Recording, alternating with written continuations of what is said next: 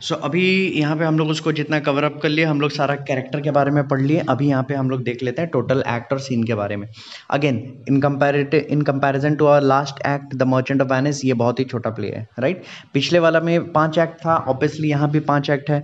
पिछले वाला में 5 एक्ट में 20 सीन था, 20 सीन। यहाँ पे देखो छोटा सीन है, 11 सीन नहीं है। इट मीन्स 5 एक्ट में सिर्फ 9 सीन है, राइट।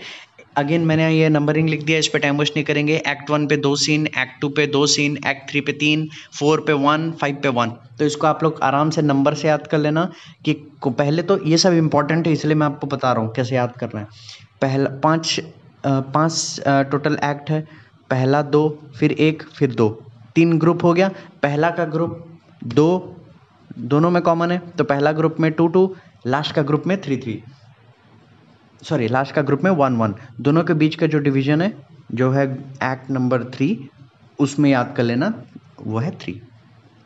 तो सिंपल है, एक्ट 1 और 2 2 सीन, 2 सीन ईच, मिडिल का सीन 3, लास्ट का 2 सीन 1 ईच, 2 2 3 1 1। ठीक है, राइमिंग है, 1-2 बार लिख लोगे तो आपको आराम से याद हो जाएगा। अब देखते हैं कि एक सीन में, हर एक एक्ट में क्या क्या है। ठीक है, जैसे कि यहाँ पे हम लोग जानते हैं एक्ट 1 सीन 1। यहाँ पे एक्ट 1 सीन 1 में क्या बताया गया है? एक्ट 1 सीन 1 में स्टॉर्म के बारे में बताया गया है कि किंग अलोंजो और उसके सारे जो पार्टी है, रॉयल पार्टी, उन लोग सब किसी जगह में जा रहे थे और तूफान में फंस जाते हैं। बहुत ही केओस होता है, बहुत ही तूफान होता है। और वहाँ पे बाद में एंड में हमको ये पता चलता है, उनके बीच में कन्वर्सेशन होता रहता है कि क्या बात कर रहे हैं, कैसे बात कर रहे हैं। यहाँ पे बोट्सवैन का बहुत स्ट्रॉन्ग कैरेक्टर बताया गया है कि बोट्सवैन कैसे सबको गाली दे देता है, चिल्ला देता है कि तुम ये जाओ, वहाँ जाओ, हटो, ये सब मुझे मेरा काम करने दो, मैं किसी को नहीं देखूंगा एंड ऑल। लास्ट में वो बहुत बचाने का कोशिश करता है, सेलर लोग बहुत बचाने का कोशिश करते हैं, मगर तूफान इतना तेज होता है कि शिपरेक हो जाता है। तो एक्ट 1 सीन 1 शिप का सीन है, जहाँ पे शिपरेक होने ही वाला रहता है और लास्ट में सीन के ख़त्म होते होते ऑलमोस्ट शिपरेक हो जाता है। नेक्स्ट वाला सीन में एक्ट 1 सीन 2। एक्ट 1 सीन 2 में क्या होता है? ये अगेन आइलैंड का सीन है। देखो यहाँ पे सिर्फ 2 ही जगह में सीन हुआ है, एक आइलैंड, एक शिप, और कहीं नहीं। ठीक है, तो यहाँ पे क्या है? सेकंड वाला सीन है आइलैंड का सीन। आइलैंड का सीन कैसे स्टार्ट होता है? आइलैंड का सीन ऐसे स्टार्ट होता है कि प्रॉस्पेरो वहाँ पे मैजिकल पावर्स करते करते, एरियल का मदद से शिप को डुबाते रहता है, तूफान क्रिएट करके। तो एक बड़ा सा स्टॉर्म क्रिएट करता है प्रॉस्पेरो एरियल के मदद से, और उसी स्टॉर्म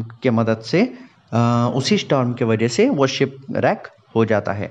और ये किनारा में खड़ा होके उसकी बेटी मिरांडा और उसके फादर दोनों देखते रहते हैं, राइट। फिर उसके बाद क्या होता है? शिपरेक हो जाता है, दोनों शिपरेक देखते रहते हैं। फिर उसके बाद फ्लैशबैक, शिपरेक ख़त्म होने के बाद ही जब वो बहुत सारा चीज़ सवाल पूछती है उसकी बेटी उसके फादर से, और तो उसका फादर बहुत बताने का कोशिश करता है, और वो 12 साल पहले क्या जो घटना हुआ था उसके बारे में बहुत अच्छे तरीके से बताता है, उस कॉन्स्पिरेसी के बारे में, उनका लाइफ के बारे में, और कैसे उन लोग इस आइलैंड पे आए उसके बारे में। तो सारा ये डिटेलिंग चीज़ें उस सीन में हो जाता है। नेक्स्ट क्या होता है? फिर शिपरेक हो जाता है। शिपरेक होता है तो जितने लोग उस जहाज़ में हैं सब आइलैंड में आ जाते हैं। आइलैंड में आने के बाद देखो, ध्यान रखना, ये चीज़ अच्छे से सुनना, इम्पोर्टेंट कैरेक्टर जिनके साथ प्रॉस्पेरो का कुछ लेना देना है, वही लोग होश में रह आते हैं बाद में, वही लोग बाद में होश में आते हैं, और बाकी जो कैरेक्टर हैं जितने भी, सब बेहोश रहते हैं। फॉर एन एग्जाम्पल बोट्सवेन का कुछ लेना देना नहीं है प्रॉस्पेरो से, इसीलिए वो अपने मैजिकल पावर की मदद से जितने लोग भी शिपरेक हो गए हैं आइलैंड के किनारे, उन लोग सब सोते रहते हैं। और जिनसे प्रॉस्पेरो को बदला लेना है या जिनसे उसको कुछ भी लेना देना है, वो लोग आइलैंड में होश में आते हैं। ठीक है, उनमें से एक है, रहता है फर्डिनेंड। तो फर्डिनेंड क्या करता है? फर्डिनेंड एक अलग आइलैंड का एक अलग कोना में पहुंच जाता है, और उसके फादर और बाकी सब विलन लोग जिनसे बदला लेना है, वो एक अलग कोने में पहुंच जाते हैं, राइट।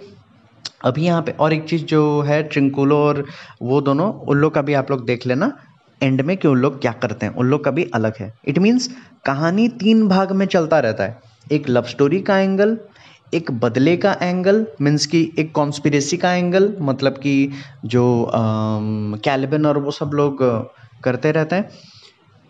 एक लव स्टोरी का एंगल हो गया मिरांडा और फर्डिनेंड का।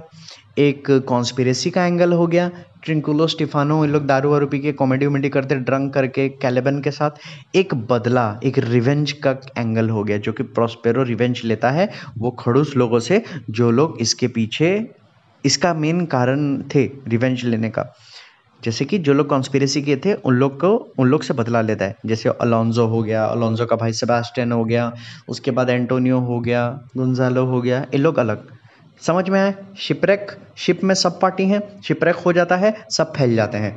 जो लोग नॉन यूजफुल लोग हैं उन लोग को प्रॉस्पेरो मैजिक के पावर से सुला देता है और बाकी सबको आइलैंड में टीम में डिवाइड कर देता है, क्योंकि हर किसी को अलग अलग ट्रीट करना है। प्रॉस्पेरो को फर्डिनेंड को बहुत प्यार से ट्रीट करना है, क्योंकि उसको वो चाहता है कि उसकी बेटी के साथ उसका शादी हो जाए। स्टिफानो, ट्रिंकुलो, इन लोग का अलग है, इन लोग से उतना कुछ लेना देना नहीं है, तो इन लोग का एंटरटेनमेंट कैरेक्टर है। बाकी जिनसे मेन बदला लेना है वो लोग भी आइलैंड के एक दूसरे कोने में है, दूसरे पार्ट में है, जो कि सारा बदला पूरा होता है। नेक्स्ट यहाँ पे क्या है, तो ये सीन में एक्ट 1 सीन 2 में इतना ही आप लोग का है, ठीक है। आप लोग स्क्रीनशॉट इसको बाद में ले लेना, और ताकि आपको थोड़ा जानने में इजी हो जाए। नेक्स्ट यहाँ पे क्या है, एक्ट 2 का सीन 1। एक्ट 2 का सीन 1 में क्या है, यहाँ पे हमको पता चलेगा कि जो लोग यहाँ पे देखो मैंने शॉर्ट फॉर्म में लिखा है, ठीक है, अलोंजो, सेबास्टियन, एंटोनियो, गोंजालो, ये चारों क्या करते हैं, फर्डिनेंड को ढूंढते हैं। जब ये लोग देखते हैं कि आइलैंड में पहुंच गए, होश में आ गए, तो ऑब्वियसली राजा का बेटा नहीं मिल रहा उनके आसपास। तो राजा क्या करता है, वो अपने बाकी सबको आदेश देता है और वो भी बोलता है कि चलो मेरे बेटे को ढूंढते हैं। उसी ढूंढने के चक्कर में प्रॉस्पेरो उसको बहुत परेशान करता है। एक्सक्यूज मी, प्रॉस्पेरो अपना पूरा बदला लेता है। तो यही वो स्टोरी है। नेक्स्ट आगे क्या है, Antonio convince Sebastian to kill Alonso. देखो यहाँ पे एंटोनियो कन्विंस सेबास्टियन, एंटोनियो कहीं ना कहीं किसी ना किसी तरीके से, मैंने आपको बोला ना कि एंटोनियो है ही एक नेगेटिव कैरेक्टर, पहले अपना भाई का गद्दारी, उसके बाद राजा के प्रति गद्दारी। तो एंटोनियो किसी ना किसी तरीके से सेबास्टियन को कन्विंस कर देता है। सेबास्टियन कौन है यहाँ पे, मैंने आपको बताया था, सेबास्टियन है हमारा अलोंजो का भाई। तो वो कन्विंस कर देता है कि तू अपना भाई को मार दे, ऐसे होगा वैसे होगा, और वो कन्विंस कर देता है, करने भी जाता है। पर ठीक टाइम में प्रॉस्पेरो को ये पता चलता है, क्योंकि ऑब्वियसली उसके पास मैजिकल पावर है, तो वो एरियल को भेजता है और एरियल डिस्टर्ब कर देता है वो प्लान। तो एरियल वहाँ पे जाके वो प्लान को डिस्टर्ब कर देता है। अभी आप सोचोगे कि क्यों, बदला तो लेना है, पर ऐसा प्रॉस्पेरो क्यों करता है? क्योंकि अगर एक इंसान मर गया तो काहे का फिर बदला लेने का चांस ही नहीं है। जिंदा रखो, धीरे धीरे उसको गलती का पछतावा होने का मौका दो, टॉर्चर दो, पेन दो, सफरिंग करो। तो यही प्लान था प्रॉस्पेरो का, इसीलिए वो एरियल को भेजता है और ये कॉन्स्पिरेसी भी फ्लॉप हो जाता है। तो वो एक्ट 2 सीन 1 में बताता है। नेक्स्ट है एक्ट 2 सीन 2। एक्ट 2 सीन 2 में क्या होता है, कैलिबन एनकाउंटर ट्रिंकुलो एंड सेबास्टियन। मैंने आपको जैसे बताया था ना, ये लोग तीनों एनकाउंटर करते हैं, बहुत कॉमेडी होता है देखना थोड़ा बहुत, कि कैलिबन सोचता है कि ये लोग जीनी हैं, ये लोग कुछ पावर है इनमें, तो थोड़ा सा डर डर के वो जाता है उनके पास। बाद में उन लोग के साथ मिल के एन्जॉय करता है, ये करता है, अपना सारा भड़ास निकालता है, और कैलिबन का एंगल पता चलता है स्टोरी में कि कैलिबन क्या चाहता है, उसका दिल का बात क्या है। तो यहाँ पे वो तीनों का कॉमेडी कैरेक्टर का इंट्रोडक्शन है और बाकी सारा उनका काम है। Next act 3 scene 1। Act 3 scene 1 में क्या होता है, फर्डिनेंड वर्क एज सर्वेंट, क्योंकि प्रॉस्पेरो फर्डिनेंड को बंदी बना लेता है। बंदी बनाने के बाद वो उसको अपना काम करवाते रहता है कि ये कर वो कर, जैसे कर, मतलब झाड़ू मार, पोछा मार, जो भी है, वट एवर, मैं बोल दे रहा हूँ बट समझ गया ना, मास्टर क्या काम कराएगा अपने सर्वेंट से। इसी तरीके से जब वो काम करते रहता है तो मिरांडा उसको देखती है और उससे बात करने का कोशिश करती है, उससे बात करती है, और बाद में मिरांडा उसको प्रपोज कर देती है। मगर जब ये दोनों का लव स्टोरी चलता रहता है, छुप छुप के कहीं ना कहीं पीछे से प्रॉस्पेरो देखता रहता है, क्योंकि वो चाहता है कि ऐसा हो। मगर प्रॉस्पेरो मैजिक के ज़रिए ये चीज़ नहीं कर सकता। ये एक इम्पॉर्टेंट चीज़ है, ध्यान रखना। आप अपने ताकत से किसी को छीन सकते हो, किसी को हासिल कर सकते हो, किसी को जीत सकते हो, मगर अपना नहीं बना सकते। किसी को आप प्यार करने में मजबूर नहीं कर सकते, वो अपने आप ही होता है। तो देखो, एरियल के पास इतना पावर है, प्रॉस्पेरो के पास इतना पावर है, वो चाहता तो क्या ऐसा नहीं करा सकता था? चाहता तो करा सकता था, मगर फिर भी सक्सेस नहीं होता, क्योंकि मैजिक के ज़रिए आप किसी को प्यार में नहीं करा सकते। वो दोनों आपस में, वो ह्यूमन नेचर है, राइट। तो इसीलिए प्रॉस्पेरो क्या किया, वो यही सोचा था कि मैं इन दोनों को अलग अलग कर दूंगा और फर्डिनेंड को मैं अपना गुलाम बना लूंगा और मेरी बेटी उससे प्यार करने लगेगी, क्योंकि आप साइकोलॉजी समझना, उसकी बेटी किसी को अपने उसके एज के कभी किसी को देखी नहीं है, सिर्फ एक ओल्ड पर्सन को देखी जो उसके फादर हैं, और एक आधा क्या बोलते हैं जानवर टाइप का इंसान देखिए कैलिबन को। तो जब इतना हैंडसम लड़का को देखती है तो ऑब्वियसली उसका एज भी हो गया रहता है, तो she fail in love with that kind of boy.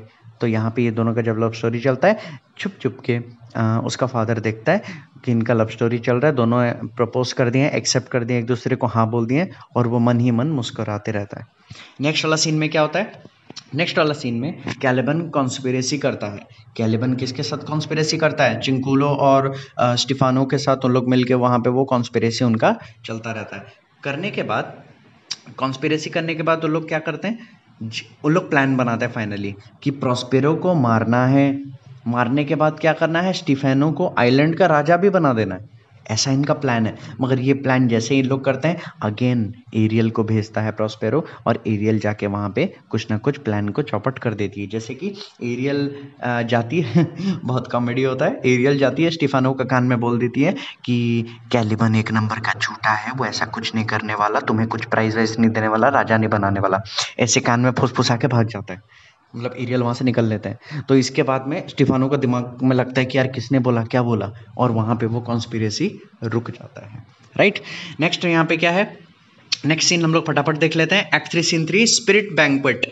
Prospero and Ariel confronted king and group realisation. Spirits का बैंक्वेट होता है कि इट मीन्स लाइक कि बहुत खाना पीना, ऑब्वियसली देखो प्रॉस्पेरो को बदला लेना था, प्रॉस्पेरो को मारना नहीं था, है ना।